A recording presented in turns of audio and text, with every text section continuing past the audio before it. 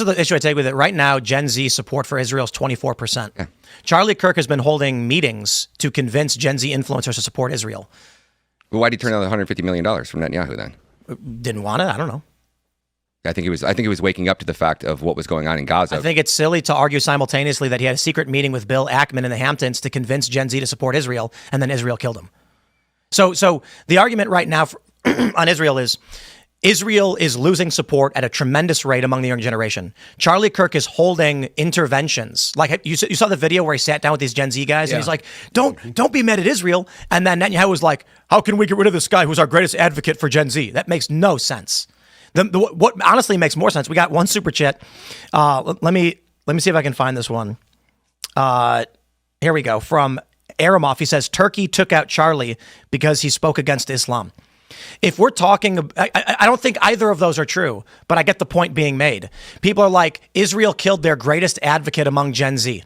Why would they do that? Doesn't make any sense. Well, I think that you put all this money into this man, you have an investment, and then you're like looking at the last 2 weeks, maybe 3 weeks of his life, and you're going, oh, if this man is turning, if he is going to stand up and speak out against what happened in Gaza. I mean, he was on the Patrick Bet-David show saying like, listen, when I was in Israel and it took me 45 minutes to get into a chopper and fly across the country. So you're meaning to tell me that for 6 hours that Israel didn't respond to the attacks on October 7th? And he's going, how is that possible? He goes, it's not possible. I want to know, was there a stand down order? So he was really starting to dive in. The Epstein list too. He's one of the biggest advocates for at least the entire Epstein list. Why is Fuentes still alive? Why is Fuentes still alive? Yeah. That's a great question. I don't know. Because maybe Israel didn't kill Charlie Kirk. No, I'm just kidding. If the argument is that Israel's like, this prominent... Because Nick Fuentes didn't have the youth at every single university. Charlie Kirk was their biggest ally, and he was literally the one person capable of turning. If he turned against Israel, the entire youth, the last 24% would pretty much evaporate overnight.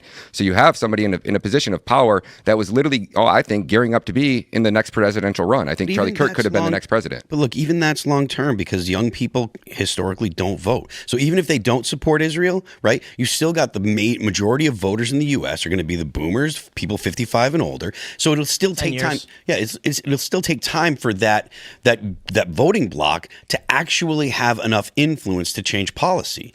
I think the people who are trying to justify Israel as the culprit are people who, I mean, look, Ian Carroll was like, I can't believe we figured out it was Israel right away. And it's like, when did Ian say that? I can believe that he figured that day. He said it's within 24 hours, everyone figured out who the likely suspect was. He said he was their greatest advocate and they killed him. And I'm just like, oh my God, bro. I mean, I've seen Ian's breakdowns on it, and he's been very specific about just sticking with what we do know and what we don't know. I think Ian's done some of the best reporting on this, honestly. I mean, if he says that he says that he figured it out, and his answer is it was Israel. He wasn't being sarcastic. Like Ian's, I know him personally, he's very sarcastic. Literally, the following morning, Ian Carroll said, yesterday was a turning point for Israel-U.S. relations. Less than 24 hours and the internet already figured out who the most likely culprit was. He was their friend. He basically dedicated his life to them and they murdered him in front of his family. Israel just shot themselves. I mean, 11.5 million views. This is Israel derangement syndrome. Tell me Israel's bad, I say fine. Call it a genocide, I say okay. I don't care about Israel. I don't want the U.S. involved in these foreign wars. But literally, before we know anything, you put out this tweet saying Israel did it. This is the problem I have with this stuff. You knew that Ian was going to say Israel did it before anything else. Like, as soon as he got shot, if you said, what do you think Ian Carroll's going to say? I would have said, Ian Carroll's going to say Israel did it. Like, and then that's his brand. Then you start getting all of this narrative stuff where it's like, did you know that Charlie Kirk was he was questioning Israel? I saw a video where Charlie asked Ben Shapiro about. Charlie says to Ben, what would you say to someone who describes what's going on in Gaza as a genocide? And then it slowly zooms in on Ben's face and doesn't edit. So Ben goes like, and it's like trying to imply that Charlie had turned on Israel, so they killed him. It is insane. Now, let me just start by saying, is it in the realm of possibility that Mossad was like, we got to take out Charlie Kirk? Well, it's of course, it's reality based. Well, he did say likely. You know, but I mean, come on. 100%. He then said, he's saying likely. He said they murdered him in front of his family. That's what he said. Okay. And so I'm like, there's an infinite number of possible suspects and why and who would be upset with Charlie Kirk. You can argue the Qataris did it. Charlie Kirk was the last bastion for defending Israel among the younger generation. So Qatar had it out for Israel. And then they took out Charlie. And that's why Israel bombed Qatar. I can connect the dots in a million and one ways. This doesn't serve our understanding of what happened to just jump beyond Why was the gun there? Was it actually the gun that was used? What's with that weird photo? Why was the message looking all weird? All of those questions are legitimate. There was a time when I thought that Tim Pool was someone with brains. There was a time when I thought that he could make smart arguments. There was a time I thought that he sounded rational. But there was one thing that always stood out whenever I was thinking about Tim Pool. His whole notion of not letting things go. He would hold grudge like forever, like a girl, like a high school girl. When someone did something to him, he never let it go. I remember he was singing the whole issue with Sam Sida like all the time and telling everyone who wanted to listen. I know he's that kind of person, and he went on PBD podcast and complained about Sam Sida. I was like, come on, Tim Pool, come on, let it go. You are a grown up, right? You cannot be this nagging and whining like a 10 years old. Let this go. Another thing about Tim Pool is that he tries to make a point without making a point. He have views that he want to see being put out there. And the way he goes about them is like, I don't care, I don't care, I don't care. So if you don't care, why are you talking about it? Just let it go, right? People who don't care about certain views don't even spend time talking about those views. The only reason you talk about something is because you care about those things. I have never seen anyone who doesn't care about something spend hours upon hours just talking about those same things. I have never seen someone like that. But Tim Pool will be like, I don't care. What about this? What about that? I don't care. I care about this. I don't care about that. Now, the whole issue surrounding the assassination of Charlie is something that no one knows for sure what really went down. And people are still trying their best to piece all this together. It might take a while for us to finally know exactly what happened. This might take a while. And there are a lot of speculations about a foreign country having a hand in the issue. Now, these are just speculations, and people are allowed to speculate, okay? People are allowed to brainstorm on issues. That doesn't mean it is the truth or not. No, that just means that people have the right to think out of the box. Now, I hear people say that why will the state of Israel go after him? Why would Netanyahu or other people go after him? What could be the motive of them going after him?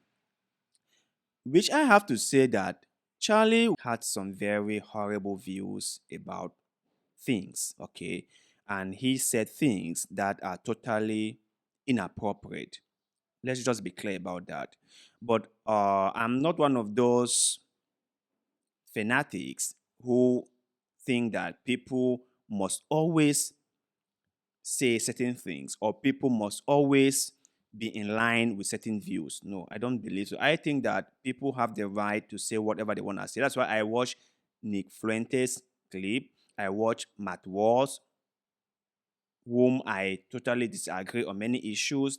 I watch Ben Shapiro. I think that Megyn Kelly is a very fantastic person. She's smart, even though she put out BS all the time, but I still listen to her. I watch Tucker Carlson, even though I think that Tucker Carlson is way more smarter than he gives himself credit and pretend to be, that he knows exactly what he wants people to tell him, but he pretend like he's just asking the question and so on and so forth. I know all those things, but I still like to hear them talk, or better still, hear their opinions anyway. So coming back to Charlie. Charlie was really influential. Charlie had a lot of influence over young Republicans. And Charlie was re-examining himself and his stance. That might be problematic for people who do not want him to go down a certain path. And those people might have decided to cut their losses. Remember, just a speculation. Don't take my word for it. They might have decided that it wasn't worth continuing on this path. And like we all know, nobody is indispensable. Charlie might be popular, impactful, influential, but we can still shape the narrative in a way that will benefit us. We can still get someone who will be 100% with us and still shape the narrative in such a way that benefit us. Now, Americans have this perception that they have a right to choice, right? They assume that they have a freedom to choose. But that's a big mistake. And I hope all of them realize this. Both the left and the right are being chosen by a group of elites. They just give you an appearance of choice. But honestly, you really have no choice.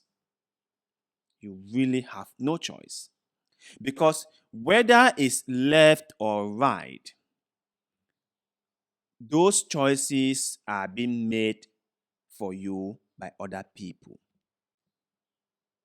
You might say, I will vote for a Republican or for a Democrat. But remember, both the Republican candidate and the Democratic candidate have been put there by other powerful people. That is the truth. That is the truth. So whenever you look at China and you be like, China doesn't have democracy, or look at Africa and say that they don't have democracy, remember, you too do not have that right to choice. The one they presented to you is just a cover-up. That is the truth. Because you might think that the choice you're making is your choice, but no. Your hand is being guided to that choice. And that is why you guys have just two parties. And everyone has to belong in one party or the other.